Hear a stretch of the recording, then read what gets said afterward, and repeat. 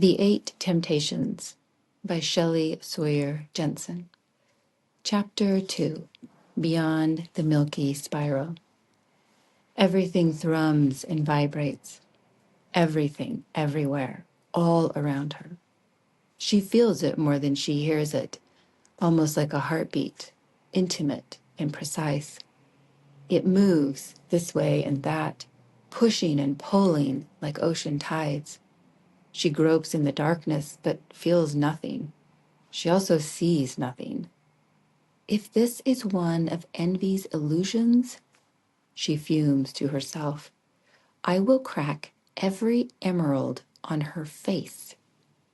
Her surroundings suddenly heave en masse, and she flails her arms for balance. Then she glances from side to side. She searches for any speck of light on any horizon, but finds nothing. There is no up or down, no front or back. This place isn't dark. It isn't even black. It's void of all light. She squints her eyes, hoping some light will shine forth, but there is nothing. An uneasiness settles on the nape of her neck, and she feels her own fear rising. What would Shay do? She asks herself. Listen, always listen. She descends quickly into Araline.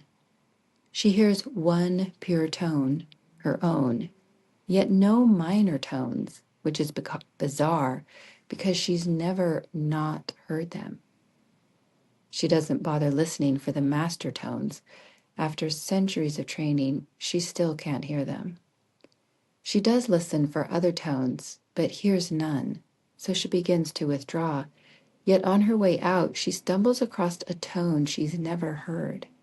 It isn't a master tone because Shay said they always come together. And this tone is alone, neither master nor minor. Its vibration is discreet, yet noticeable, like the coolness felt when standing in a shadow. And that's how this tone feels, like the cold shadow of the darkness. And the shadows are everywhere. Some of them pulse while others tremble. Some are constant while others fluctuate. Some are meek while others are wild. Each of them has a unique vibration, a pure simplicity which is all its own. It's like a language more ancient than words. They press upon her from all angles and seem to communicate. A murmur of betrayal, a whisper of half-truth. They hum and buzz, contradicting yet supporting each other. Their vibration makes her feel anxious and queasy. She reminds herself to breathe and to leave. She's heard enough. After withdrawing from Araline, she blinks to check her vision, but nothing changes. This place is truly dark. She filters her hands through the darkness and feels only the shadows, more acutely now that she's heard their vibration. She slides one toe forward to test the ground and nearly yelps when it falls away. She pulls her foot back beneath her and stands shakily on the only solid thing around. This place doesn't make sense. How can there be only blackness? How can there be nothing solid except just beneath her feet? And how can there be a tone that Shay never spoke of? This isn't a tone you forget. Suddenly the shadows surge and her queasiness increases. Or maybe she's getting a migraine. She can't tell. She quickly debates whether to hold her stomach or her head, and only then realizes that this is not one of envy's illusions. If it were, she would have heard envy's tone. With this realization, the realization that this is real, she begins to falter. Her knees wobble and she sways, slightly, then erratically. In her fright, she hisses to herself, "Where am I?" "You do not remember sorrow." The voice booms inside sorrow and her body jerks reflexively. She gasps as sound ricochets. Consonants thunder, vowels explode, and the voice splinters into needles of pain. They burn her insides like fiery ants. It is such torment that her heart spasms like a bird in a fist, and centuries of training flush away. She shudders, and the movement nearly topples her off the invisible perch, but she manages, only scarcely, to steady herself. That voice! It challenges her very existence, as though it can undo her or unbecome her. Sorrow knows powerful voices. She's heard them since birth, but this voice, it owns her. It claims her, like a prospector mining for gold.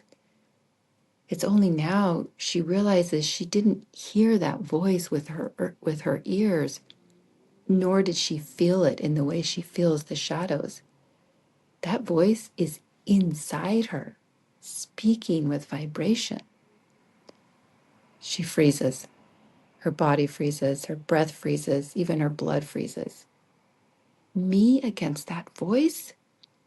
Her nerves rattle as sharply as a snake's tail, and her knees threaten again. This is why she makes the unpardonable mistake of speaking before thinking. For the second time, but who's counting? Where am I? She whimpers. Since you must be reminded, you are here, which is everywhere. The voice is agony. It boils inside her head, expanding like steam, and she grabs her skull. Bones screech against their sutures, and her fingers dig in, demanding her head to remain intact. The voice fractures into slivers of vibration that shoot like arrows, piercing her flesh. She moans with the understanding that she is about to die. But just then, some part of her notices that her migraine has now become a solid thing. So that makes two solid things in this place. Sorrow does not appreciate the commentary and shoves it out of her head.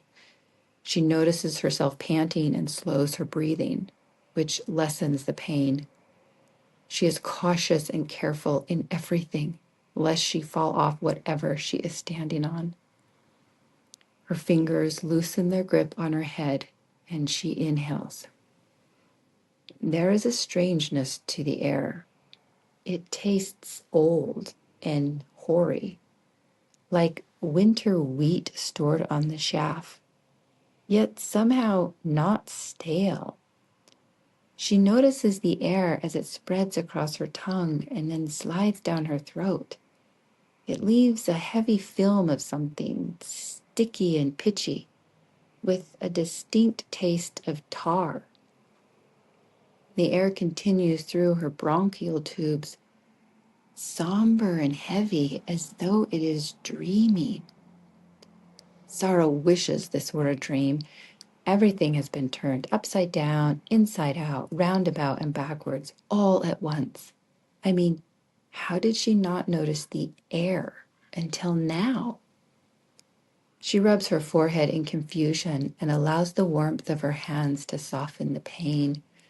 Her fingers massage her cheeks and jaw, moving down her neck until they rest on her collarbones.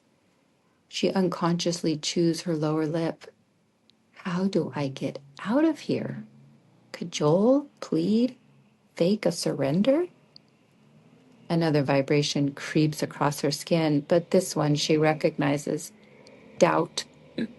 This is her unwanted companion, the one who visits whenever they please, the one who repeats the same mantra over and over. You can't, you can't, you can't. Sorrow shoves doubt aside, reminding herself that doubt is only a vibration, unless she believes it.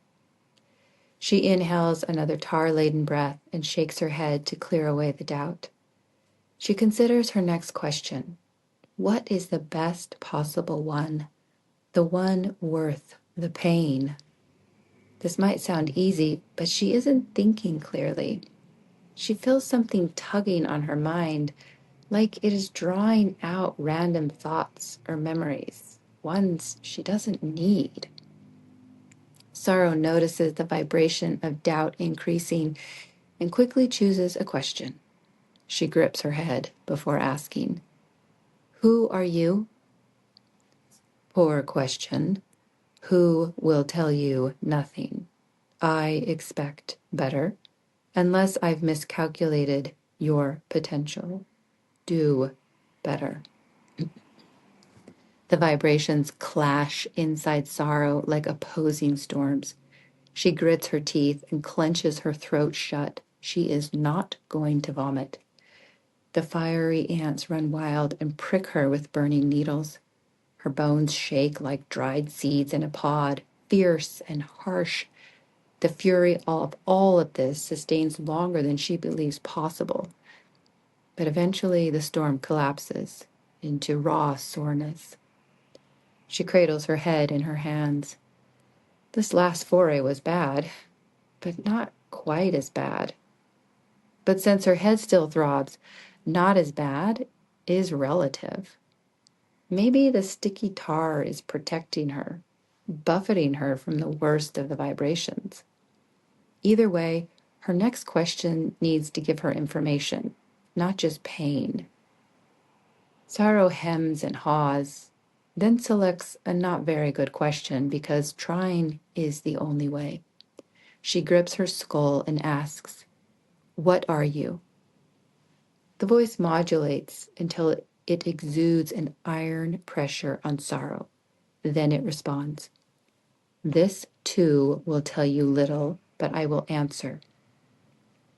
I am cascades of possibility. Some refer to me as a crystalline lattice. That is less precise." Sorrow feels as though she is being crushed by every possible possibility throughout all eternity. She feels herself losing all sense of reality, and this terrifies her more than the pain. Yet the iron pressure only increases. She manages to keep from being crushed by pressing her hands onto her thighs for support. The pressure does not fade. It drips like molasses in winter. So slow. How did the voice go from stinging ants to this? She drags air into her lungs and hopes it helps. Focus, she tells herself. Focus, and the rest will come into view.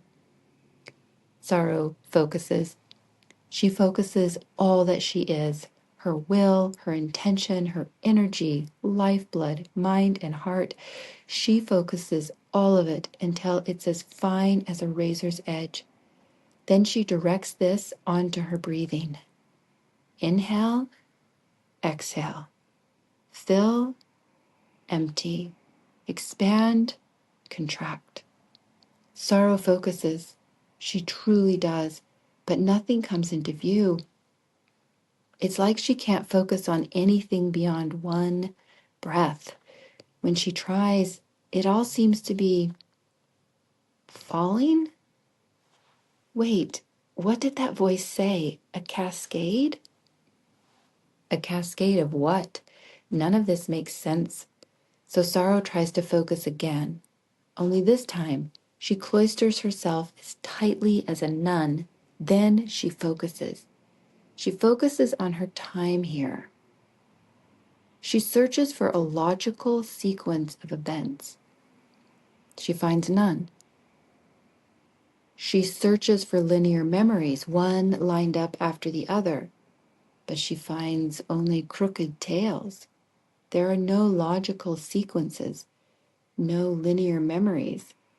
Yes, there are memories, but they aren't linear. They don't extend from past to present. Instead, she doesn't know. Sorrow nearly gags. She's always been able to depend on her sanity, and now she's losing it. Nothing in her mind is level and balanced. There is no plumb line for her to follow. Her brain has been shaken like a snow globe. She thinks she's going to be sick and digs her fingers into her thighs. She tries to exhale the foggy confusion. She focuses again, only this time, just before she was here. The windows are closed. The curtains are open. The sunlight slants onto her oak desk. The smooth grains deepen their hue beneath the rays. The only sound is quill on parchment, her favorite sound, and the only sight is the inky appearance of her well-crafted words. Sorrow remembers. She's not going crazy. She can remember a linear memory. She can even remember the minuscule moments that make up the memory. They're like neatly stacked folders, one upon the other, and they make a whole. So it's only in this place that she can't remember. No, she shakes her head. She does remember here. It's just that her memories aren't neatly stacked. Instead, they're falling apart like bits of information flying in every direction, which makes it all so confusing. Sorrow pauses to ask herself whether memories are useful if they can't be recalled in an organized manner. Maybe it's enough that they exist. She shakes her head in frustration. This line of questioning is getting her nowhere. Why can't I think? She mumbles to herself. The voice responds with a mountainous sigh of disappointment. Sorrow flinches as her body is saturated with harsh vibrations. They are less severe, which means she is either going numb or adapting. She slowly straightens up, only now realizing she's still bent over her thighs. She takes another tar-laden breath just as the voice speaks. Are you not thinking? The question slaps Sorrow. The first slap is physical, due to the stinging vibrations, but the pain is more an annoyance than a hindrance. As the physical pain subsides, she feels the second slap. This one is intellectual. Sorrow prides her clear rhetoric, but she has none right now. The question she was asked is valid. Sorrow is thinking, which means what precisely is her problem? Sorrow rolls her shoulders and stretches the ache in her lower back. She can't imagine how she will ever get out of this messy confusion. And that's when she gets it. Of course. Why is Sorrow pauses. If she doesn't get this right, the voice may not answer. She searches for the perfect word. When it comes, she realizes it has already been spoken. Why is everything cascading? The voice modulates again, and Sorrow holds her breath, waiting for the pain. But the pitch rolls upward, then shifts sideways and around, becoming sable in tone. The effect is one of circumferal sound, wrapping Sorrow in vibration. Her flesh tingles with resonance, and she inhales with delighted surprise. She does not understand all that she is feeling, but what she does know is that the sable tone is everywhere, just like the shadows. And the shadows, there is something about those shadows. Poor in execution, but qualified to answer. My parents have multiple dimensions. While my mother is more apparent, my father is discreet. What he hides, few can tell. Right now, you are experiencing a different dimension of time. And I am concerned you do not remember. Remember? What has she forgotten? Obviously, a good deal if she can't remember another dimension of time, but at least she isn't going crazy. This explains why her memories aren't linear. So, did this already happen, or is it going to happen, or is it happening right now? Sorrow shakes away the useless thoughts and inhales deeply. There is no pain. Nothing hurts.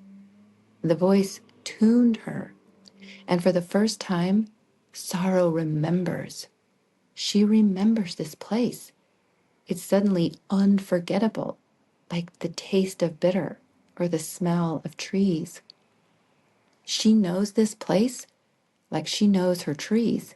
Just one fingertip upon their bark, and she knows ash from aspen, elm from oak, birch from willow. She knows her trees, and she knows this place. But who could even create such a place? Sorrow gasps. She just split a hair. She discovered a question whose value is greater than its answer.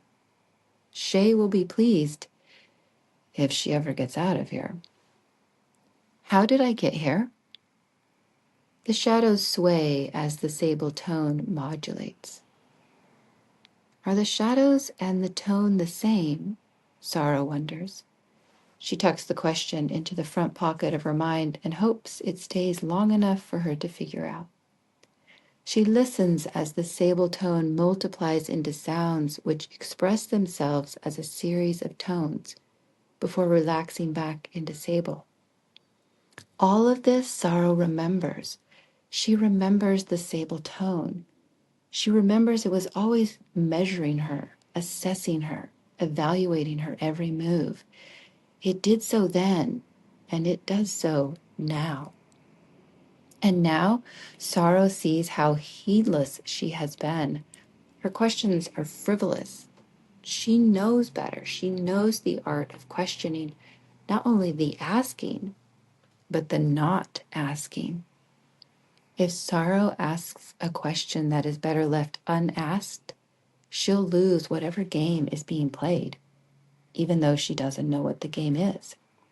And she doesn't care about winning. She just wants to go home. Yet somehow, that outcome seems tied to her performance. Sorrow shrugs off the renewed vibration of doubt. She doesn't have the luxury of doubt right now. She must determine if her questioning should mimic a labyrinth or a maze. Contrary to popular belief, the two are not the same.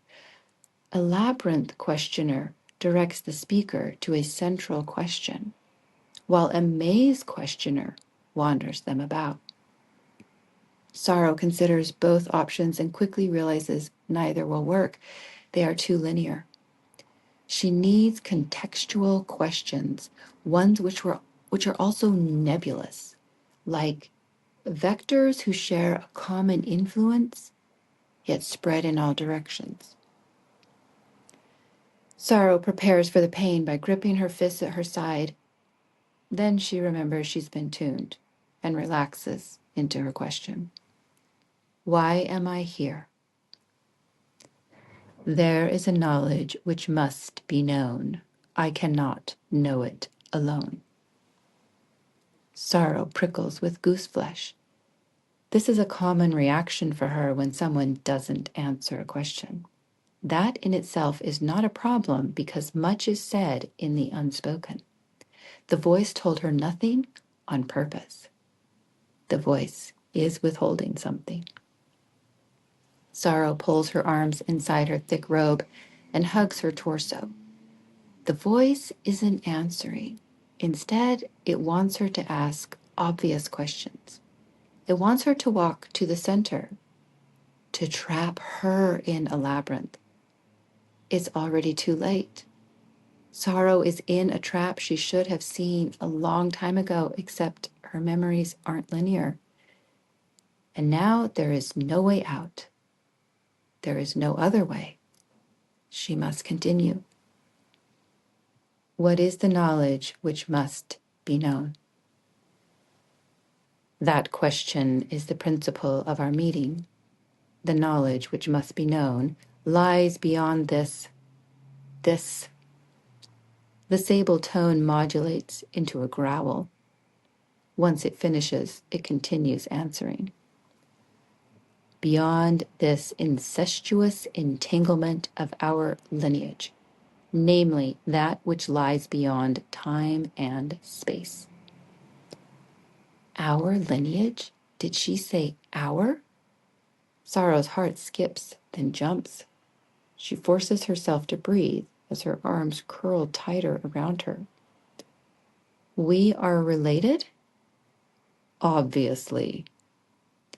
The singular vibration of that one word drums through her. Sorrow nearly gasps again, not for the drums, but for the tugging at her hem. She pulls her arms out from her sleeves and looks down into the darkness. She might as well be staring into a giant, fathomless inkwell. The tugging continues, so Sorrow flicks her robe, but to no avail. Think, she tells herself. What isn't being answered? Why ask me? Sorrow asks, brushing at her robe. Options being as they are, your germinal potential is greater than the others. There is no flattery in my selection. No flattery. Why that final jab? And why not pride? He can get anyone to do his bidding. Or greed. She can turn these shadows into gold and buy the knowledge which must be known. Or even lust.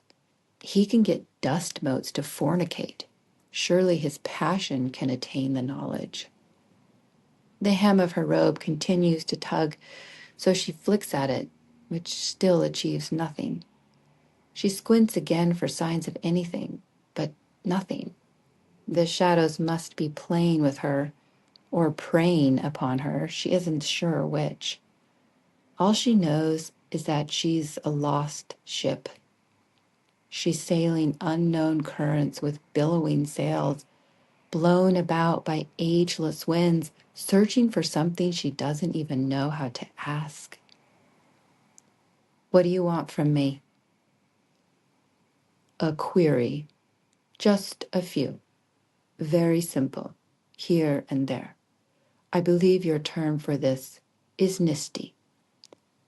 You want my nisty? The silence is enormous. The shadows still. And sorrow diminishes to a speck. She can't recall feeling so small, even amongst the giants of her siblings. Why did she ask that?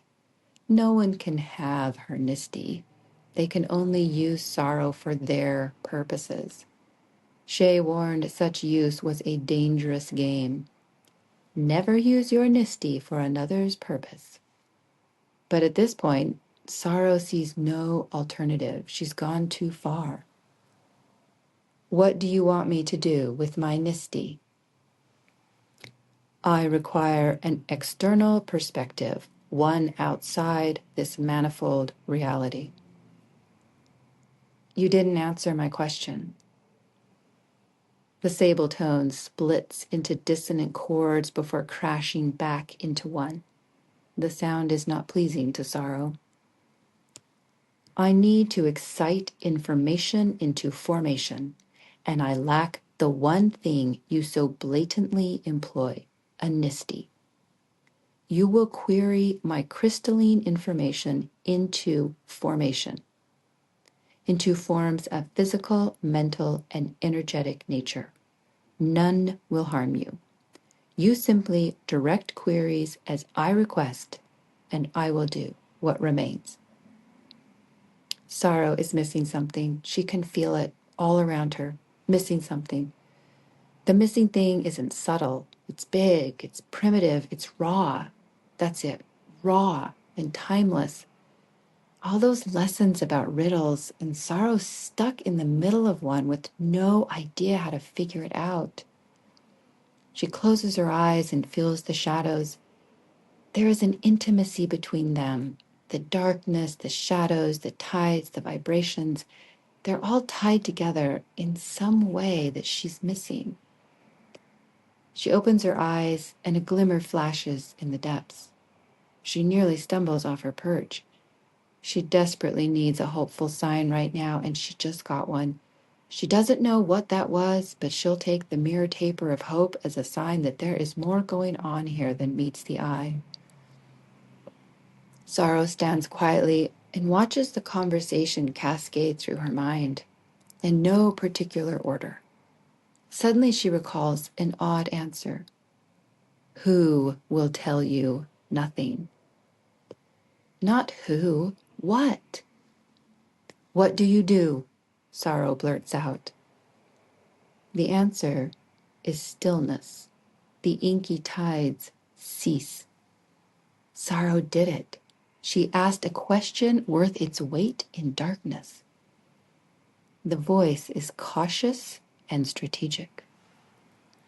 Fair question, young lady. Put simply or stupidly, I wait. I wait and wait.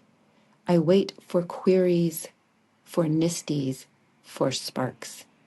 They are tiny, yes, but necessary, for they ignite my potential, infinite potential, mind you, such that it collapses into singular forms. You might say I wait for eternity in order to collapse the infinite into the finite, all based on the feeble queries of humans. Is that clear? Sorrow shakes her head. The sable tone oscillates, then falls to a pitch of frustration before continuing. So be it. Imagine a cascade of water with each drop a unique possibility. The flow is not random. It is a lattice woven of threads, each thread a set of probabilities. These probabilities are not uniform, they are unformed and infinite. Now imagine that I am this cascade of water, eternally and forever. I cascade probabilities until a query is made. Then I respond as the query demands. I can do nothing without a query, without a nisty. And while your nisty is but a microscopic freedom, it is still a freedom. Sorrow freezes. Her body freezes, her breath freezes, even her blood freezes. She is here, in the place she always wished to go, where everything is the answer because everything is possible. Another tug at Sorrow's hemline, but she ignores it. She is bursting with questions, but still can't see the one question to release her from this place. What are you called? Darkness. I've never heard of you. Sorrow waits, but when no reply is given, she asks for an answer that darkness alluded to. If we are related, why don't you have a nisty? Nisty come from my dastardly daughters. Your daughters? Yes. They are my eternal irritation. I thought birthing them would solve the problem, but they are now both more and less than I thought they would be. Still formless, yet able to weave entanglements, and every entanglement leads to one outcome, a nisty. I am not surprised you have not heard of me, for these two do not acknowledge their lineage. Who are your daughters? The two I speak of are destiny and desire. Sorrow considers these names for as long as the moments here allow. If they are formless, why two and not one? Sorrow asks. You show promise. Formless is not the same as unformed. The formless have a unique resonance, and these two did not have enough in common for me to birth them as one. Destiny is like my father. She forcibly weaves entanglements. Desire, the least desirable of the two, and oh, the irony in that, is like my mother. She seduces entanglements with her dyes. Now, enough of my title intricacies. Will you do as I ask? The abrupt ending is noticed by sorrow. She was too close to some truth. But what is there to hide about destiny and desire? Everyone knows them, the two self-imposed hegemony of the realm, dueling for dominion even though neither of them can wield it without the other. What will happen if I help you? Less than poor. That is an inane question. Sorrow ignores the rebuke as something catches her eye. It's sharp, yet muted, like the shadow of lightning. If this is darkness, then can I see a Nisty here? No. They exist in liminality between the infinite and the finite, and they only exist in the instant the unformed receives their probability of information. Nisty have a mere existence, hence the name. Can you can you create a fake Nisty here to show me? Sorrow swears she hears a smile in the sable tone. Then before she has a moment to think, her whole being is blasted by something she can only describe as joy, exhilarating and gorgeous. A spiraling light carves the darkness. It curls with elegance and majesty, all of it touched by finesse.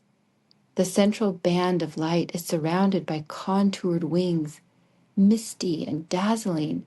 They furl and unfurl.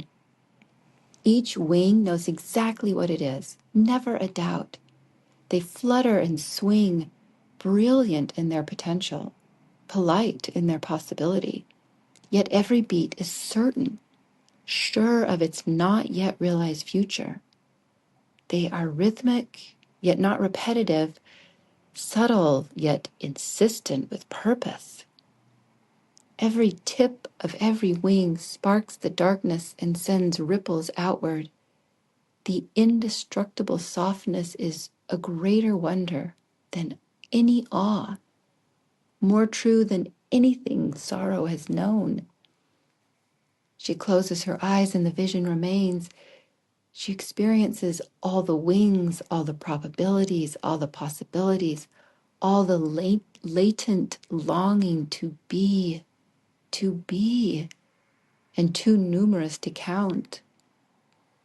So tiny yet powerful, it brings a smile to Sorrow's lips, just like the one she felt from darkness when they chose to show her. Suddenly, the experience fades, and Sorrow opens her eyes. The tugging at her hem softens into a caress, like a lover asking her to stay. The sudden shift makes Sorrow nervous and excited. She feels both giddy and apprehensive. Can I experience you? Before the instant even is, Sorrow is slammed by a rocket of searing possibility. She screams. Her body explodes with potential and her mind dissolves with infinity. Gargantuan forces rip through her and she gags on her tongue as it attempts to constrict her airway in order to mitigate the entry of more potential. She hears her knees crack against the invisible perch and she begins to vomit tar-laden air. Drool drips from her mouth as she cleaves for breath. All of this validates her previous concern about the voice undoing her. It can and it is. I did not think so, but I did try. I am all or none, young lady, but never one. Sorrow gurgles on her own spit before gasping in air. She is done. She has been used and abused, pressured and manipulated. She is meant to fulfill a role for darkness, nothing more, nothing personal. She herself isn't important, just the role. And as corrosive as darkness's daughter's entanglements are, darkness has her own. Sorrow stumbles to her feet. She wants out, now. She's been politely looking for a byway, a bridge, a channel, anything to ferry her home. But what she discovered is that the only way out is the same way in, darkness. Sorrow steadies her aim, and then she goes in, low and rude and crude. And if I don't, the pause is brief, the answer is brisk. Then you will be my sorrow eternally. Sorrow doesn't even feel her breath being ripped away, even as she hears herself wheeze in terror. The blackness plunges down her throat, and the caress on her robe becomes a leaden weight. It twists and binds around her until her body is in a prison chain of velvet. She feels the purple drain into gray, and she is thrust into the black tides. She is a rag doll as she crests the foam of oblivion, only to be slammed into blackened troughs before being jerked upward again. From wave to wave, she is tossed, crashing against the brink of all probabilities. She glimpses eternities, one after another, all of them filled with infinite potential. Every wave feels like the curl and lip of some infinite mouth laughing in her ear. Suddenly, the velvet chain around her releases, and she is hurled through time and space. She claws at the black tides, but gains no purchase. Instead, her head cracks upon a swell of infinity, smooth and hard as river stone. The sound booms, and her ears go deaf. She surges in silence, numb with pain.